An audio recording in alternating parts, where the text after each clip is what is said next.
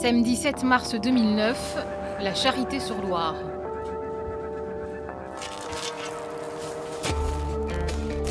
Mise en examen Le laboratoire CARM de André Faure est alors consignement à la justice. Après 5 heures, les larmes aux yeux lorsque ses filles racontent comment CARM leur de père Bordeaux les a a donné un regard à la confirmé 4 ans plus tard. Ce mardi matin, l'inquiétude commence à gagner le petit village de Couy dans le Cher. 2 habitants n'ont plus donné signe de vie depuis 3 jours. Luc Amblard, 56 ans, et Guy Bordenave, 39 ans, un couple d'homosexuels. Ils étaient étonnés parce qu'en fait, ils communiquaient par téléphone et puis depuis samedi, ils n'ont pas de... C'est le répondeur. Et il m'a dit, le monsieur, d'habitude, quand ils s'en vont quelque côté, ils nous préviennent. Et la voiture? Ben, la voiture, il est chez eux, là. Elle est toujours au garage en Il fait. est toujours au garage. Marie-Laure, la sœur de Guy Bordenave, alerte la gendarmerie. Les techniciens en investigation criminelle arrivent au domicile du couple. Un pavillon où tout est resté figé. Les 2 hommes se sont volatilisés. On a retrouvé sur place leur téléphone portable. Ils ne semblent pas avoir emmené d'effets personnels. L'une de ces personnes était atteinte de diabète et n'a pas, semble-t-il, pris les médicaments nécessaires à soigner cette maladie ou les difficultés qui peuvent être liées à ça. Ils avaient des rendez-vous avec de la famille, ils avaient des rendez-vous avec des artisans et ils n'ont pas honoré ces rendez-vous sans prévenir non plus leur famille. Qu'est-il arrivé à ce couple discret, gérant d'une société de spectacle? Les autorités fouillent les environs, mais l'espoir de retrouver les 2 hommes vivants s'amenuise de jour en jour. 3 semaines après leur disparition, la gendarmerie tient 2 suspects, 2 hommes proches de l'entourage du couple, Christophe Rayet et Claude Juillet.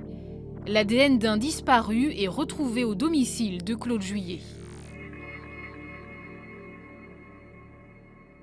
L'une des 2 personnes reconnaît sa participation à une partie des faits, effectivement. L'autre nie. L'autre refuse de s'expliquer ou conteste les faisceaux d'éléments qui peuvent exister à son encontre. Claude Juillet et Christophe Rayet sont mis en examen pour enlèvement et séquestration suivie de mort. Mais sans cadavre, impossible de parler de crime. Les corps de Luc Amblard et de Guy Bordenave restent introuvables. Les recherches se focalisent du côté de la Charité-sur-Loire. Au début du mois de juin, coup de théâtre, Claude Juillet parle. Extrait de sa cellule, il guide les gendarmes sur un chemin boisé en bordure de la Loire. Ça m'a marqué parce qu'il a retrouvé assez facilement l'endroit qui avait changé, la végétation avait évolué bien évidemment, les mois étaient passés, mais c'est très difficile pour toutes les personnes qui étaient là, que ce soit le juge d'instruction, les gendarmes, les greffiers ou moi-même, on avait un sentiment de ne pas y croire. On ne pensait pas qu'en creusant, on allait trouver 2 corps enterrés vivants. Une scène d'horreur. Les corps de Guy Bordenave et de Luc Amblard sont retrouvés assis face à face, les mains attachées, la bouche bâillonnée, morts, asphyxiés. La piste du crime homophobe est écartée. Les enquêteurs s'intéressent à la relation qu'entretenait Claude Juillet avec la sœur de Guy Bordenave, Marie-Laure. Une liaison que son frère désapprouvait.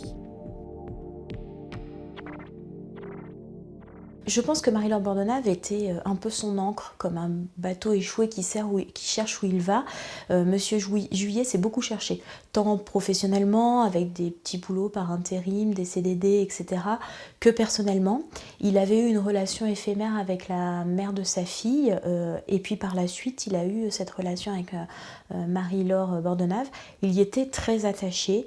Et je pense que le fait de détruire cette relation a été destructeur pour lui. C'est un procès très pesant qui s'ouvre en 2011 aux assises du Cher. Dans le box des accusés, Claude Juillet peine à expliquer son mobile. C'est une personnalité très difficile à cerner. C'est un homme assez discret, assez renfermé, qui parle peu. Des personnes qui ont pu le décrire comme quelqu'un qui se confiait pas et qui avait en tout état de cause, et ça a été retracé par les enquêtes psychologiques et psychiatriques, des traits de personnalité paranoïaque. Une personnalité paranoïaque. Claude Juillet est persuadé que Guy Bordenave et Luc Amblard sont responsables de l'échec de sa relation avec Marie-Laure. Il va ainsi préméditer un double homicide atroce en allant creuser le trou quelques jours avant son passage à l'acte. Mais son complice, Christophe Rayet, nie sa participation au crime. Il a pris quelques billets de 20 € au domicile des deux victimes et c'est terminé pour lui. Pour lui, l'affaire s'arrête là.